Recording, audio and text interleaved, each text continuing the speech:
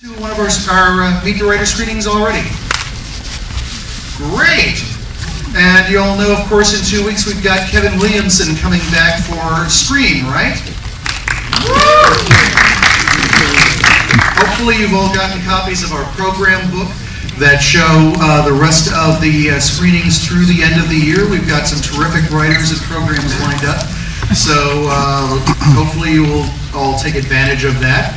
And as you can see here, for those of you who haven't been here before, we are videotaping the live portions of this show. So during the interview sessions, please do not use any flash cameras.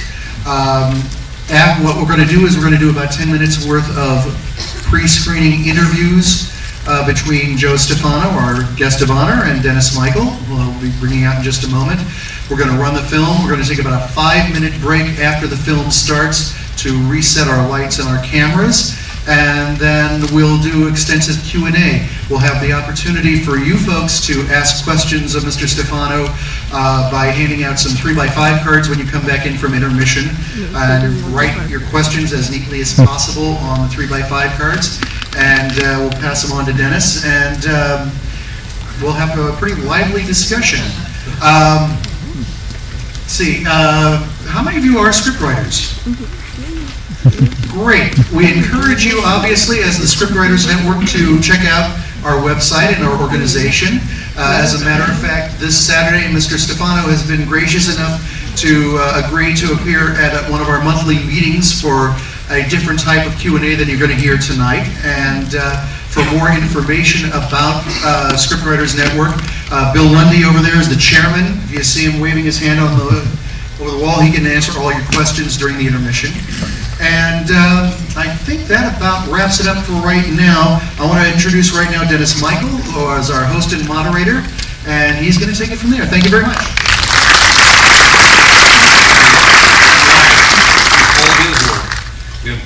No, this is actually an inspired gathering.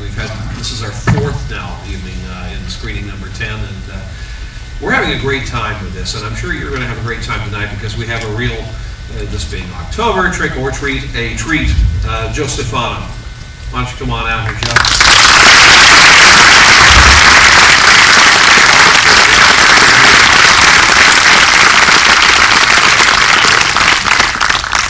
All right, just the idea here, as we explained, is that just want to let the audience get some kind of an idea if there's something you would like them to be particularly aware of going in, or something they should watch for. And this is a tricky situation here because for those, well, maybe a few of you who have not seen this film, there are a few surprises here.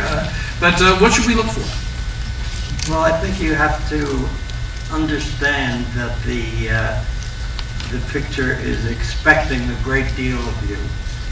And the fun of the picture is in the charm with which Norman Bates operates. If you've seen the picture before, listen especially to the things he says in the parlor scene with Marion when he makes a sandwich for her. And you'll hear a lot of stuff that if you'd only known would have told you what the movie was about.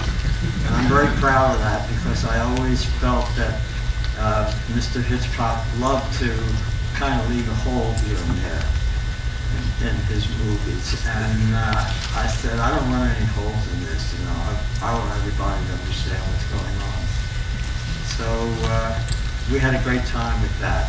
And I think the acting in that scene is just brilliant. And the whole movie has a kind of quality that will, I think it kind of creeps up on you.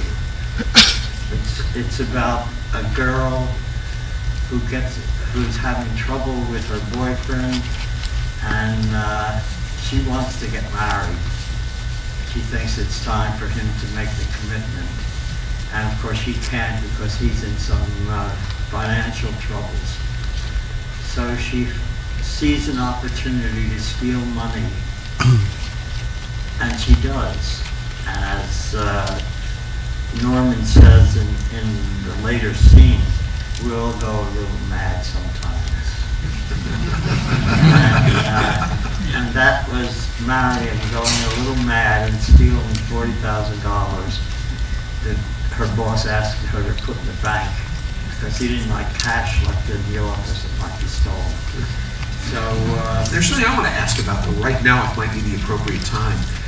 No one will be seated after the film begins. That was the big, one of the, it was like a William Castle-esque kind of gimmick, actually, which was a little different for Alfred Hitchcock. Tell me about the thinking behind that, if you can recall how that was brought up when it first came. Well, Hitch felt, I must say, he had a mind for presentation and publicity like you wouldn't believe. He just knew exactly what would get people into the theater.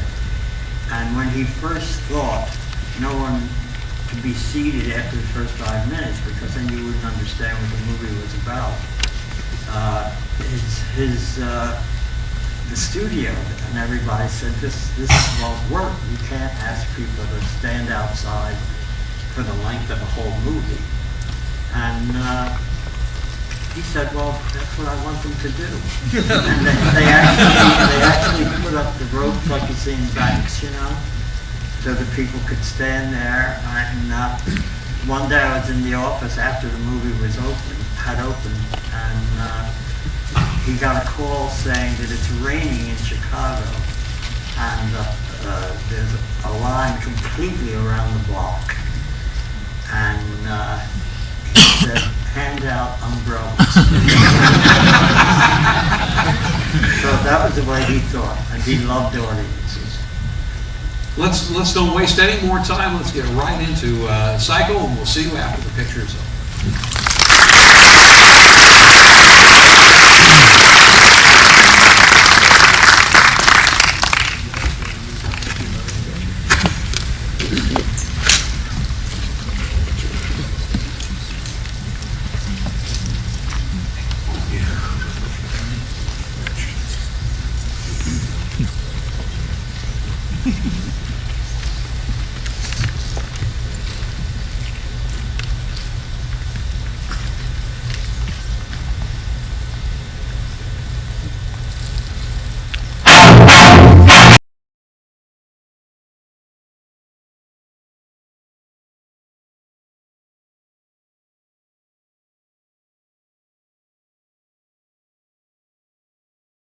To be a Halloween tie-in. I want to ask about, let's get the genesis story here. How did you get involved with this? How did this all begin for you? And tell me about the beginnings of Psycho, the film. I had one movie and one television show, and I decided to go with MCA, which was then the biggest agency in the business, and I said, I have a list of directors who I want to work with. And they gave me a list of 10 names, and which was kind of street kid of me, I guess, to think that I could get away with this. But one of the names on it was Alfred Hitchcock. And I met about 3 of the other directors, and nothing came of it. I wasn't interested in what they had. And then they said, we're going to send you a book that Alfred Hitchcock has bought. He'd like you to read it and then come in and meet him. And I found out later that, of course, that was the last thing in the world he wanted to do. He had absolutely no desire to meet any new young writer. And he loved to work with people he knew and kind of from his own generation. And I was just this street kid from South Philadelphia who couldn't possibly be the one who would do it. He ran my first picture and he didn't like it. And they told me all this. My agents told me, and they said, don't worry, we don't stop. And I bet no one here hears that from their agents today. They spread the word that they wanted me to do this, and they contacted the New York agents, and one of them, who was a special friend of Hitchcock's, wrote recommending me. And finally he caved, and we set up a meeting, and then I got kind of scared because I didn't really know how in the world you were going to film this book. It's all about a man and his mother. And for the first 11 pages of the book, they're talking to each other.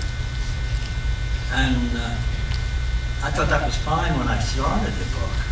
But then when I got to the end and found out that the mother was dead, I began to wonder how are you going to film this? You know, how many times can she be on the toilet and he's outside the door talking to her and we hear her voice? And so I kind of, on my way there, on my way to the meeting, driving down Melrose to Paramount, I came up with the notion of making the movie about this girl who is in 2 pages in the book. But she comes in and gets killed. And I thought, I'd like to make this a movie about the victim for a change. And so this is the way I pitched it to Hitchcock. In talking with him, I just said, this isn't a movie about Norman Bates. It's a movie about Marion Crane. Now let me break in here. This is one of the things that I think makes this movie stand out. Everybody's commented on the fact that you see Marion Crane getting started in this film. You figure she's the main character, and by the end of the first act, she's stone dead. And you have a situation that's very similar to what you're seeing now, things like Pulp Fiction, where they tinker with the forward motion of time, or even Memento, where it goes backwards. But these these ideas of tinkering with what the audience's expectations of the story aren't all that new, I guess. Well, when I pitched the whole first, half hour to Hitch, as I saw it, with her stealing the money and stuff like that, and it took a while. It took almost as long as it takes on screen, because I kept embellishing things. And then I finally said to him, and then she feels she's going to do the right thing. She's going to go back and turn in the money, and she takes a shower, and it's washing her sins away, and everything's so wonderful. And then the person comes in and kills her. And he looked at me for a moment, and then he leaned forward and he said, "We could get a star."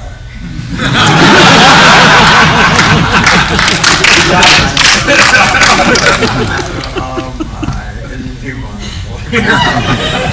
It was just, he was right there with the whole thing, picturing the whole thing. I think he probably had it all choreographed in his mind while I was telling it to him. And when we left, he asked my agent to come back in the room, and I went outside for a cigarette. And then my agent came out and he said, "You got it, and he wants you to start tomorrow morning at 9 o'clock." And I said, "Impossible. I can't, my session is at 9 o'clock. And he said, "What session?" And I said, "Well, I'm in analysis." And I go see my doctor every morning at 9 o'clock. So would you tell him that I can be here by 10:15? My agent looked at me like I had just lost my mind. And he said, "Postpone it, don't have any analysis until And I said, that might never get finished." So he went back in and came out rather quickly and said, "Okay, can come to work at 10:15. And meanwhile, he had to tell Hitch why I was going to not be able to follow his rules. And I had always had the feeling that right off the bat, he was interested in hearing about my sessions. I don't think he had ever in his life met anyone who owned up to being an analysis. But of course, his generation, it would have been a crime. For me, analysis was almost virtually my religion. And I was very proud to be an analysis. It was expensive for one. So I just would tell him sometimes, and he began to know whether I'd have a bad session or a good one. And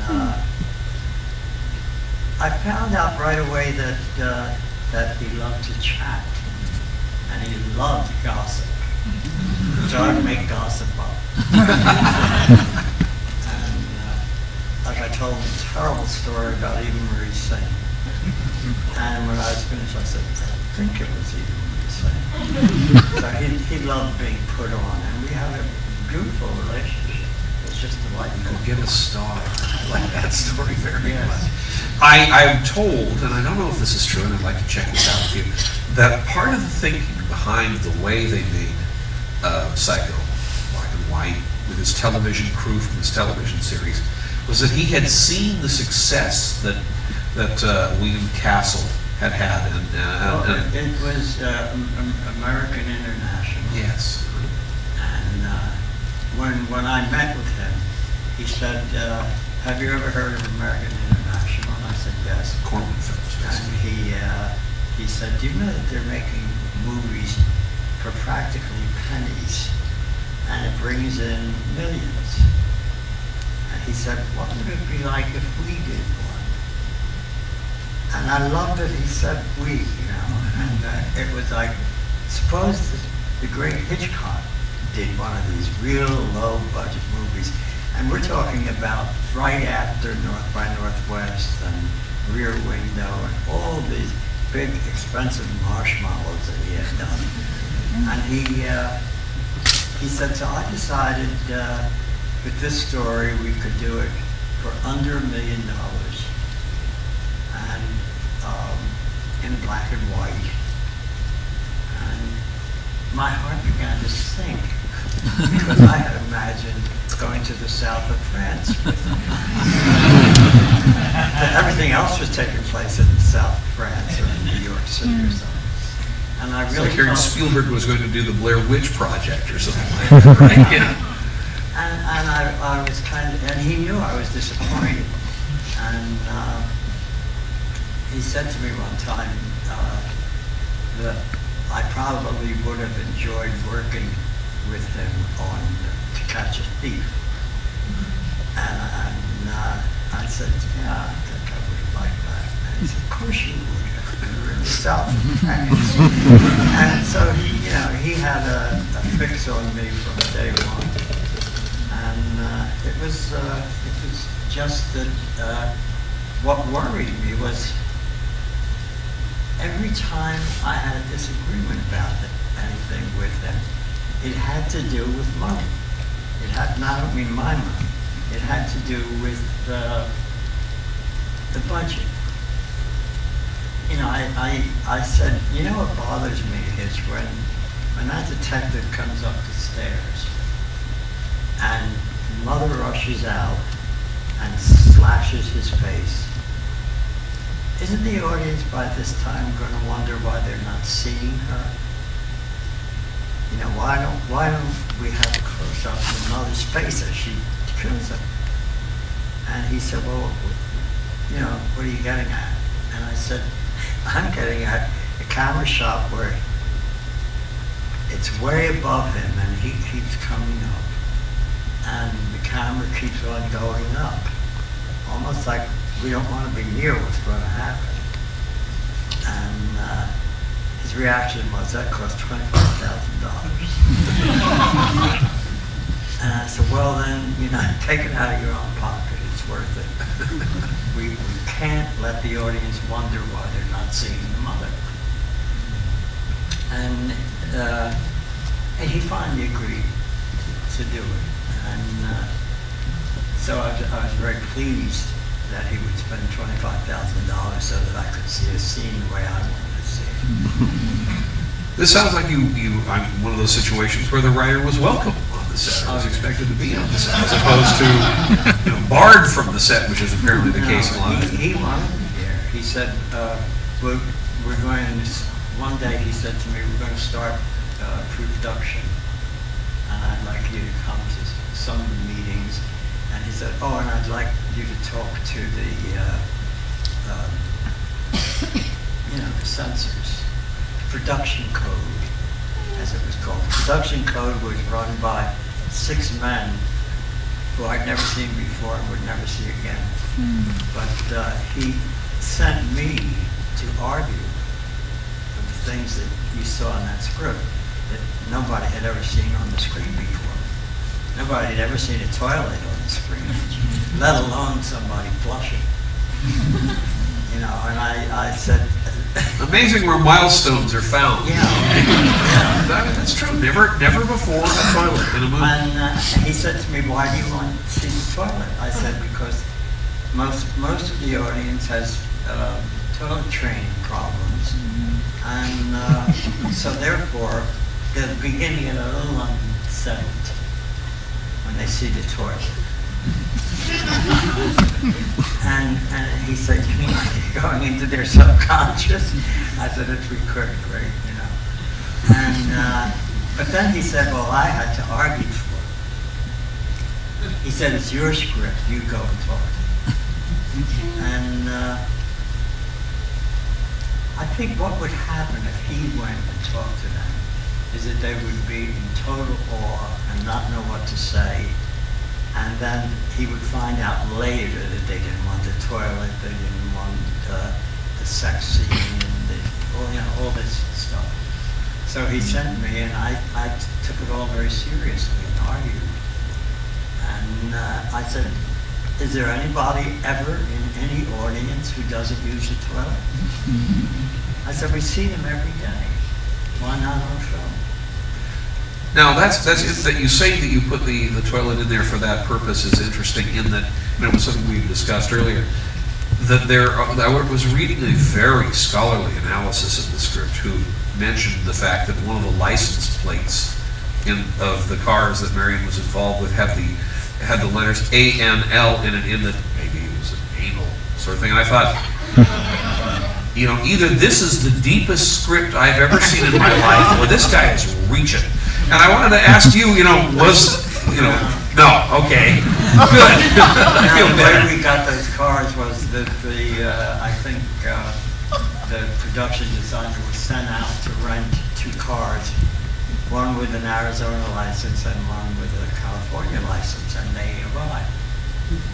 And I don't think anybody, least of all Hitchcock, even noticed. But you didn't put the toilet in on purpose. That it's interesting that we're getting a little of both here. Well, I didn't dare say get one that suggests anal. Who would know where to go to get it? But they came up with this car license, and somebody rose and asked me that question once. And I said, no, there was absolutely nothing to it. And then I felt very sorry that I'd said that. Because I felt like I'd taken something away from her that she loved, Starting tonight, Well, this is did it on purpose. Okay, let's just leave it that way. They shot this mostly on the back lot, and then some on location. Tell me about the actual production. The location stuff was all second unit. The back lot, I'll never forget going out for the first time and seeing that house on the hill up there. And it was very thrilling and also a little scary because it seemed, are people going to be abused by this? one fear that I had that Hitchcock didn't have was that we'd get the laughs in the wrong places. So I felt that it was necessary to go for some laughs and kind of, you know, settle it that way. But the shock of it was that everything worked. I had no vision of that house at all. I didn't know where it was going to be. I just knew that there was a motel in front of it. And the art director came up with this drawing, which hangs right now in my office. He gave it to me, or Hitchcock gave it to me, of this part of the motel and the house in the background. And I thought, it's just dynamite. It's just going to work forever. Well, we can't duck it any longer. Let's talk about the shower scene. What shower? Well, the shower scene. Early on, first act. So. Which picture are we talking Oh, we about? How was that dream? Well, you know, in the book, it just says that she's in the shower, the door opens, somebody comes in and cuts off her head. And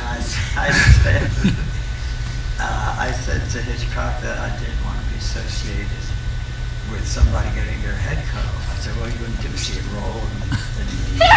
So he said, maybe it'll bounce and go in the toilet.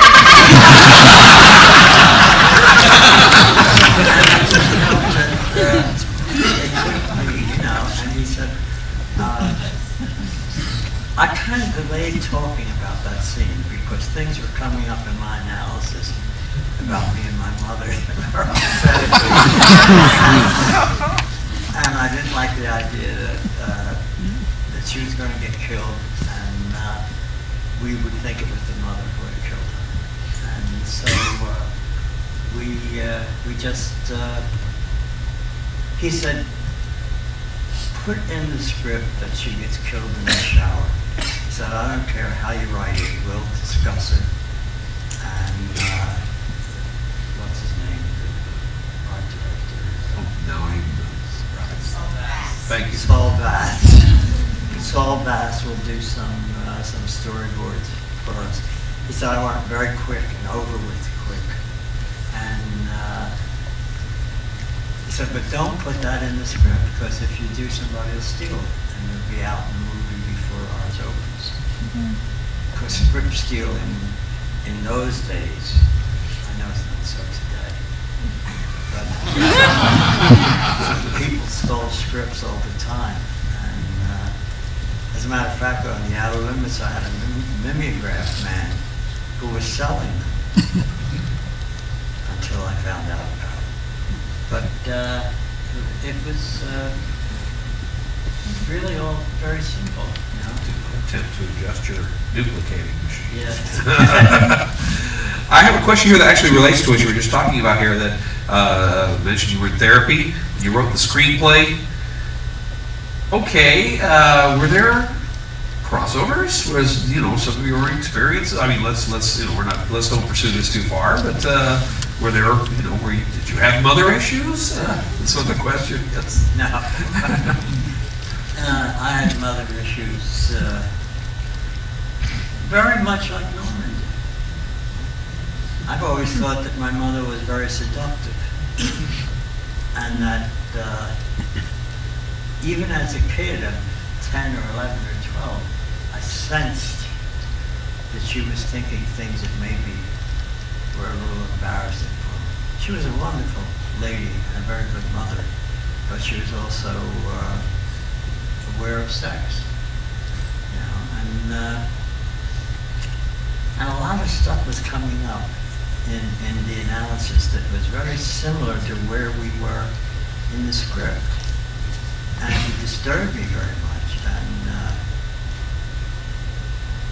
yet, in a strange way, writing this script helped my analysis, and being in analysis helped my writing the script. And I think it might have been a different script if I hadn't been in analysis, because I don't know if I could have gone to those places I feel like when I write a script, I go somewhere inside me to a door that hasn't been opened, and that it's my job. They're going to pay me to open this door and write about it. And I have to, another one of my rules is that I have to like the building. And I have to have certain feelings about it. And they're all the feelings that are very deep inside us that we don't deal with ordinarily. There are very few jobs you could get that would in some way dig down deep in your gut, the feelings you have down there. And I had been, until my analysis, I had been almost incapable of expressing anger. Yet I had to find out that you could be so angry at somebody that you could kill them. And I had to know that I could feel that way. And I told Hitch one day that I understood Norman because his mother seduces him and then kicks him out of bed. And that I once wanted to kill my mother too. And he looked rather shocked. You know, that I would sit there and say this. But I felt like he was part of my analysis anyway. He was certainly paying for it. So it was a strange kind of wedding of the two techniques, film writing and psychoanalysis. And it allowed me to do things that I might not have been able to do, because most of the dialogue is not from the book. The scenes that I wrote are the way I imagined they would be talked about, not the way they were in the book. And the whole experience was like, you know, if you stepped out of a car and there was a whirlwind coming, you didn't see, and you're about to say, why did I ever get out of the car when you're throwing? And I had that feeling that I wished I hadn't accepted this job. You have all these characters, and you get on the set and you start dealing with the embodiments of these characters. I'd like to ask you about the cast, how you reacted to them, particularly Anthony. Well, you know, in the book, Norman is a much older man and not very attractive. And he kind of comes off, when he peeps through the wall, he kind of comes off as a dirty old man.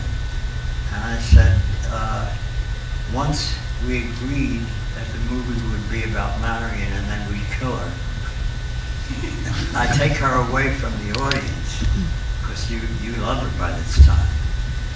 And in her place, I'm going to give you Norman, who's a sweet, handsome young man who you feel sorry for because he's got to clean up after his mother. And the feelings that I put into Norman were a lot of the pain and conflicts that I was having in my analysis. I wanted to ask a parenthetical question here. Wasn't the name of Marion changed originally from Mary? Yes. Can we get the background on that? Her name in the book was Mary, and I kept all the names that Robert Bloch had used because I liked them. I liked Arbogast and things like that. And I got a message from Hitchcock saying that I couldn't use the name Mary Crane because in this what was the city? Phoenix, right? In Phoenix, there are fewer than 7 Mary Cranes in the telephone. And if there are fewer than 7, you cannot use those names, one of those names. If there had been 10, Mary Crane would have been okay. And obviously you're talking about one of them, right? Was that sort of the thing? Well, that's what they were afraid of, you know, that you would have your name in the phone book, and somebody would say, "Hey, I saw that movie. Was that about you?" So you're not allowed to do that, so then we talked for a long while, almost the whole afternoon, about what to name her instead. And at one point he suggested Marilyn, and I said, no, that's my wife's name. And finally we hit on Marion because it sounded somewhat like Mary. Now, you made reference to this earlier, the first shot of the film when you actually see characters, Janet Leigh's in her underwear. I mean, was this considered to be a really racy picture for its time? I mean, was that one of the considerations? Yeah, well, they didn't like the fact that she was in a bra and half slip. And I was getting so pissed off at that because they were talking about movies as if we were in the 30s when married couples had to have double beds, twin beds. You couldn't show a married couple getting into the same bed. It was all so insane. And I just said, that's what women are wearing today. They wear half slips and bras. And they looked at me like I knew something they didn't. And were kind of surprised, and I kept then using that technique with them. Didn't you know? Well, maybe this is the time to ask this question. There is a reaction. We were just watching it here, and there was a reaction to the use of the word transvestite in the last reel. You know, why do you think there's a reaction to that? They didn't want me to use it. They didn't want you to use that. No. And I said it's not a dirty word. You know, it's what they call men who like to wear women's clothes. And they just kind of sighed. I bet this was near the end. And we left it in, and it was okay. Nobody cut out anything. By this point, I think it's appropriate to ask, how is the studio dealing with this picture? Because this, I mean, there are so many things about this picture that are just off in the distance from the usual, formula of film. How are they dealing with this? Well, it was going to be a Paramount release, and that's how we got Tony, incidentally. He owed Paramount a picture, so we got him at a very low price. And Paramount didn't even want to release it. They hated it. They really hated it.